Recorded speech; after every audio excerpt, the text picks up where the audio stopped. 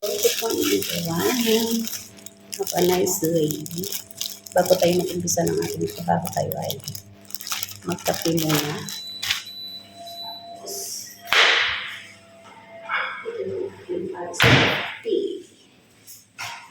Ito ating para sa kape guys. Tapos kinapalamanan ko ng ganito. Ayan. Kamusta guys? Ayan.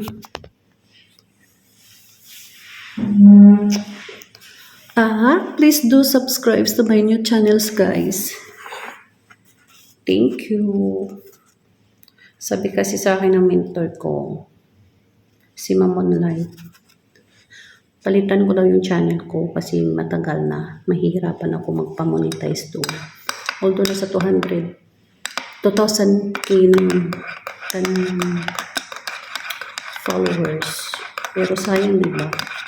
Pero dahil gusto natin monetize, magkaroon tayo ng extra income. So, gawa tayo ng bagong channel. Kaya, please do subscribe to my channel guys, Teresa TV. Ayan yung ating bagong channel ngayon guys.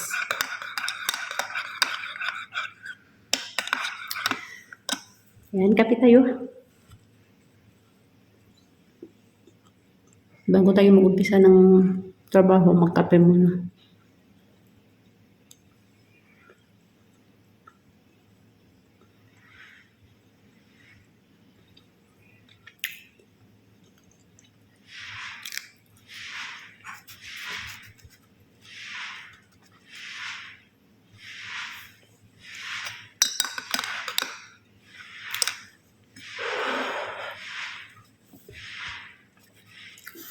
Paswertehan ng talaga dito guys sa ibang bansa, lalong-lalo na dito sa Middle East. Halos lahat ng kinakain ng katulong ay kubos. Pero kami, binibilhan kami lagi ng toast.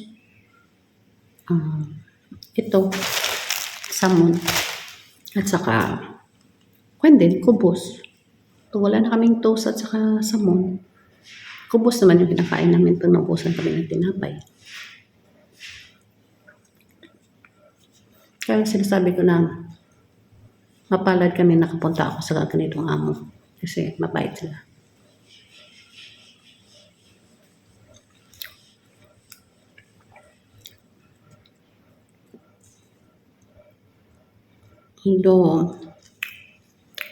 Medyo minsan nakakapagod. Pero natural lang naman yun, di ba?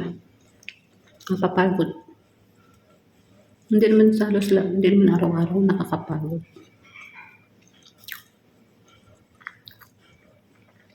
Natural, pumunta tayo dito sa abroad para magtrabaho.